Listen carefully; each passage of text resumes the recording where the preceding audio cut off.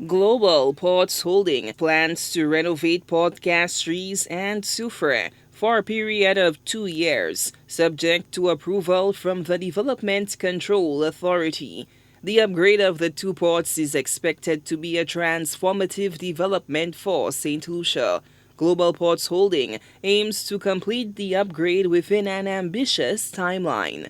Our implementation strategy and our commitment is on approval from DCA within 24 months, all the development at all the sites would be completed. And we are pretty sure we can achieve that. Dr. Sean Matthew, the company's business development coordinator for the U.S. and the Caribbean, is confident in their ability to achieve their goals. We know how to get things done. So for us, once we have DCA approval, is a 24-month build-out period.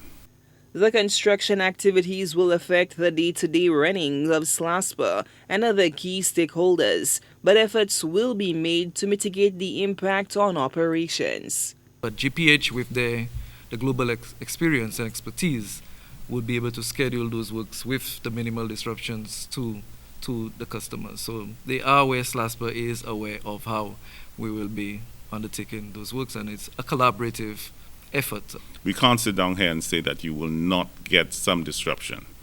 Once you have an existing operation and you go through construction, there is a level of disruption, but But I think we will be open enough to make sure the stakeholders are aware of every stage. Additionally, the company is seeking solutions to address traffic congestion in Castries and enhance the visitor experience.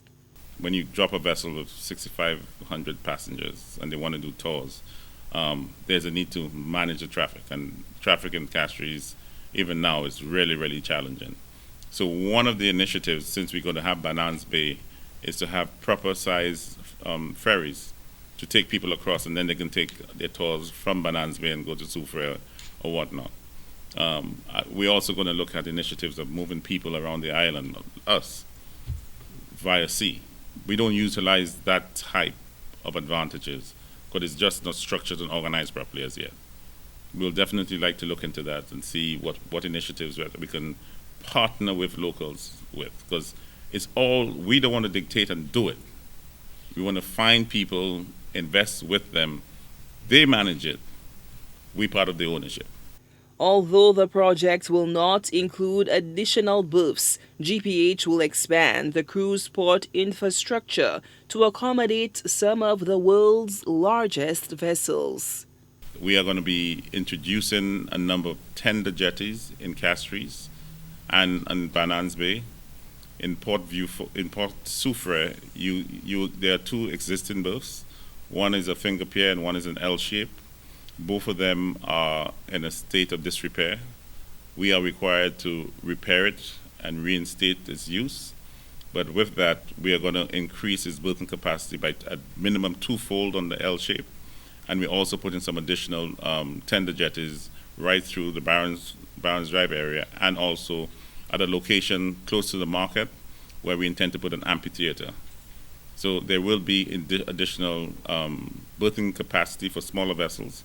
But when it comes to the cruise lines, the intention is to shore up berth number 1.7 to take the biggest vessel in the world. This multi-million-dollar deal is expected to cost at least $50 million, while SLASPA and the government of St. Lucia will retain ownership of the ports, and GPH will manage the assets. Solange Alfred, HTS News Force.